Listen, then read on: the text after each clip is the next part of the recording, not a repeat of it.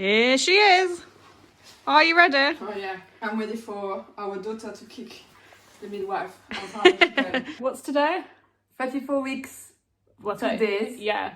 We have a 34-week checkup with the midwife at the hospital, so we thought we would take you on a trip with us and then update you on the pregnancy, because I think really the last time I updated was 12 weeks. So there's a big gap to fill in. So yeah, come with us and we'll fill you in with all the goss.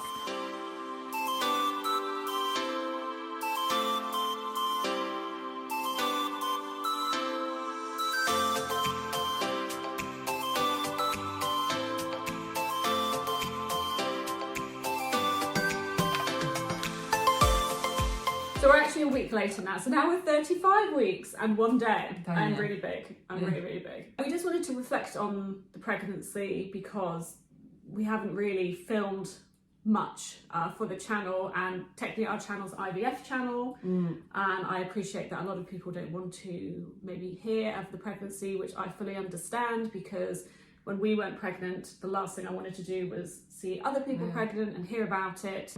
But, you know, if you're interested, and I think if you're pregnant as well after IVF or after loss, then it would just be interesting to hear what you have to say. And hopefully you'll be interested to hear what our take on the experience has been. For me, I think the shock of not getting pregnant through IVF as a same-sex couple was the most kind of difficult mental part of the process, because when you go into IVF as a same-sex couple with no known fertility problems, you just think, oh yeah, it's going to work, like first time, maybe second at a push, but it will just work because I don't have a problem. For me, I always thought that as soon as you're going to get pregnant and it's going to be a bit more solid, like passing this, even with 6 weeks, we feel like, I feel like super happy and I'll be feeling great, I'll be so confident, and I generally thought this will happen, and actually absolutely not. Actually, what happened for me is you got pregnant, obviously I was happy, but more we were progressing through the weeks and more my anxiety was picking up. And I thought, yeah, Jesus, for me it was actually sometimes, some days it was even worse than when we were in the IVF for me, because more we were moving forward, and more the impact of a loss would be even bigger and bigger and bigger. I'm not saying that I didn't feel anything when we had the chemical pregnancy, obviously I did, but I thought, my gosh, I stopped myself from being filled with hope, because I thought I was protecting myself. I was actually destroying myself even more because I was even more anxious than before. So it was stuff like, for example, in the first trimester, when you were going to the toilet, I was like, I used to stop breathing, stop moving. Like I thought, I know she's gonna come out of the toilet and be like, Mia, there is a problem. Like you will be starting bleeding. This is what I kept thinking about, because it did happen at some point to us. And even now, like if I'm upstairs, Mia's downstairs, and I'm calling her for whatever, I'm like, oh Mia, she go, what's happened? What's happened? I mean, you did that 2 days ago, and that's at like nearly 35 weeks pregnant. So there's always this like constant panic. In the first trimester, it was the worst panic, As well for me was, in terms of the first trimester, was the shock of how ill I was. Because we'd had 3 early miscarriages before maintaining this pregnancy, basically. This was our 4th transfer. I remember saying to my mum during, the miscarriage process, I said, I'm so fed up. We deserve to be pregnant. We've been through so much. We've invested so much in this. We really deserve to be pregnant. And my mum, obviously, she's got myself and my sister, she's been through pregnancy, and she kind of rolled her eyes a bit and said, you don't really want to be pregnant, trust me. Like, it's not, you think it's some magical thing, and it's not. Obviously, she said, you want to have a baby, the pregnancy process is not as magical. And I remember thinking, oh, that's so insensitive. And now I look at her and I go, yeah, you were right. Yeah, pregnancy for some can be, but it wasn't really magical for us because I was so sick. I was so sick, and because initially we were pregnant with twins, which we found out at 7 weeks with our IVF viability scan. And I think we were mega excited then, overwhelmed, but excited. And what was it, 13 days later, 8 weeks, 3 days, it all just came crashing down because I bled and we lost one of the twins. And to me, it was like a massive slap in the face, kind of like saying to us, like, you got too cocky, like you think this is going to work, are you having a laugh? Well, you know, no, why would this work? Why did you get so cocky? Why did you think this was your time? And I remember, sorry to be graphic, but I remember seeing the blood suddenly pour down my leg and thinking, what the is wrong with me? Basically, my worst nightmare. Again. And I was like, why can't my body do this? Why can't this happen? It was horrific. And I think then it was like every day it was just thinking, it's all going to go wrong. We're going to lose the remaining twin. When's it going to happen? Yeah, because you kept bleeding a bit after that. When we got the scan and it was still confirmed that we still had a singleton, we were relieved, but not at ease at all, because even today, the words of the sonographer was, it's still early days. She can't guarantee that even the singleton was gonna carry on. So it was just every day, oh, I still bleed. It was just like, oh my God, like. But seeing our, as we know now, daughter on the screen at the 8 week, 3 days, yeah, I can't really describe. Surreal. Yeah, just wow. Yeah. How lucky were we? But yeah, it was a massive slap round the face at the time and a massive shake up. And I felt so sick at the time. And I also felt bad because I felt so sick. I was basically in bed all day, every day, or at least sat down on the sofa. I got to the point where I was so sick that I felt like if this pregnancy is going, which I thought it was, maybe this is even a good thing because I'm so sick and I just can't feel this sick anymore. It was that bad. And then you feel guilty to even think that. And you just, in that moment, I thought, I can't do this again. I can't go through this again. No. She will. Oh yeah, waiting in scan rooms. Waiting when we went for scans, and we went for a lot of private scans as well as the NHS ones. I feel like we stood out because we're two women anyway, but we always looked like we were awaiting. It was like we were awaiting a death sentence. Everyone else was in there like, oh, I'm excited and taking photos and la la la, and we were just like I generally before every scan I was like unable to eat. I used to feel just like my heart was just like, how do you say, pumping very hard and very loud, sorry. And then everyone just like, oh, I can't wait to see my baby on the scan. I was like, yeah, I want to see my baby on the scan, but I want to make sure she's okay first. I'd always feel like, yeah, it's all right for you. You're going to see your baby on the scan. We don't know if we will. We got a bit better. I think by the time we passed the 20 weeks, we got a bit calmer. Definitely. And I think by the time you can feel the movements, it definitely makes a big difference. But in those early stages where you don't feel anything, you don't know what the F is going on, you're used to just being the bad statistic every time. It's hugely stressful. Yeah, it is. And you're trying to juggle life as well. You know, you're trying to work and you're trying to maintain all those other parts of your life and in the lockdowns and with the COVID and the COVID, everything. Really hard. The next point I have is people saying, chill, man. Don't stress. I know that it's only because they're trying to be nice. Yeah. Obviously, they're going to say that. It's the first thing that comes through people's mind. But I don't think anyone in our IVF community we've spoken to, whether they've been through miscarriage or whether they've been through IVF failure, both of which are equal losses in my opinion, none of those people would say, babe, just chill, man. Take it easy. Because they know... You can't chill. You can't chill. Did you chill? No, absolutely not.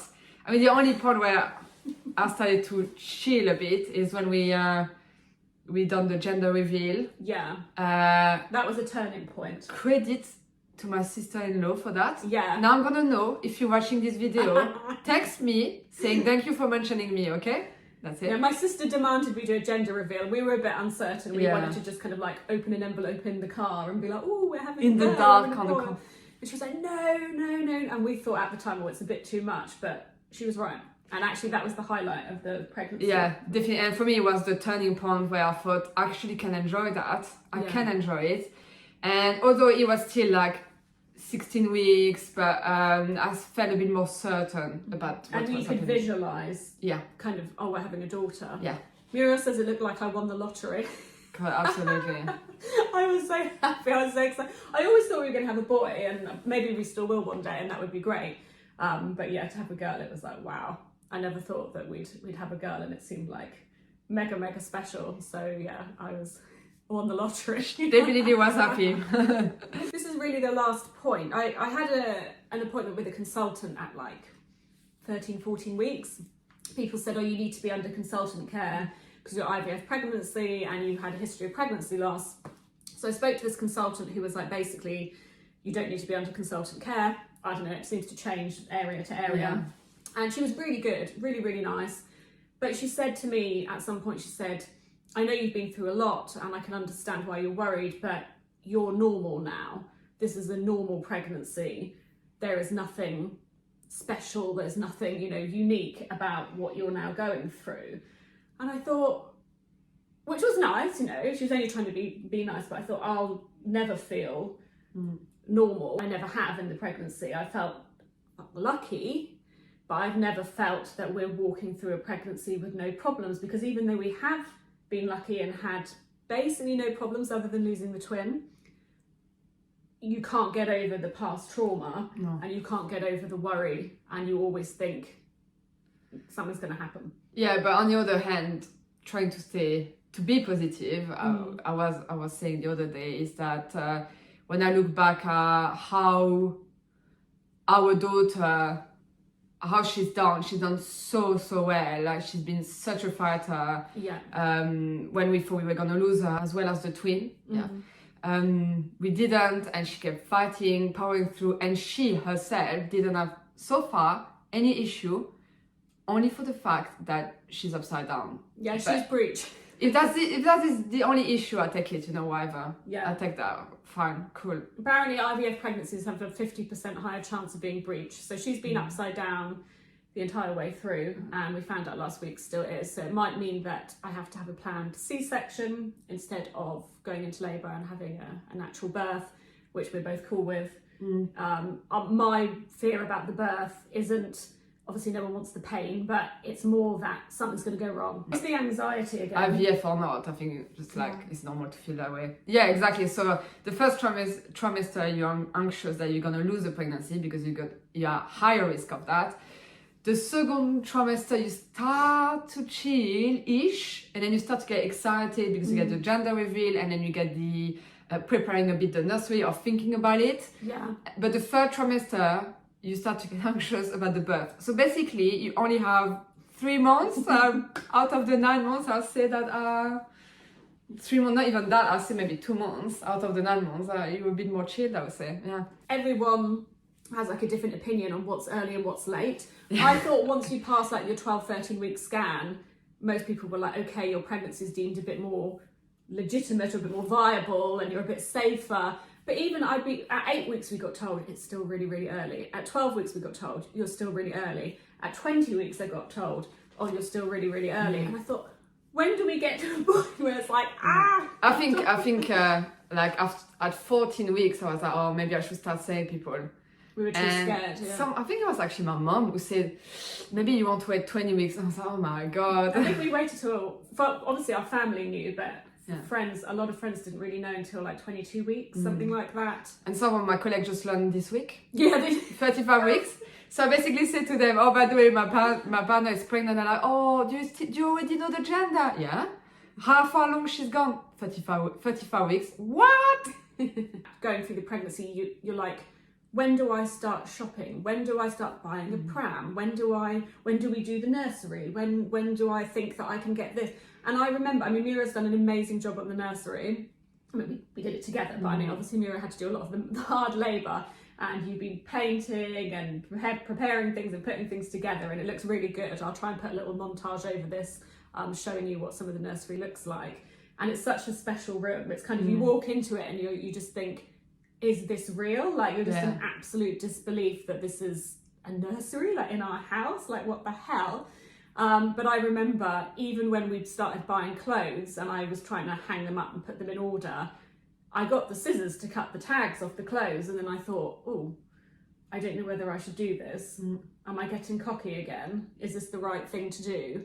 And it's sad, you know, it is sad. And I think for a lot of other people who can conceive naturally and don't have any problems, they wouldn't even think like that. You get to a point where you just have to try and have faith and hope and try and enjoy it. And I think we've only got to that stage in the last month, really. Like where the baby's been deemed more viable. If something were to happen and I had to give birth or something, at least we know we're in a safer zone. But I think pregnancy after loss has been much harder than I anticipated. I think, as you said at the beginning, you're so desperate to be pregnant when you're going through IVF that you think once you are, nothing will matter. You'll just be so happy, so ecstatic, nothing will matter.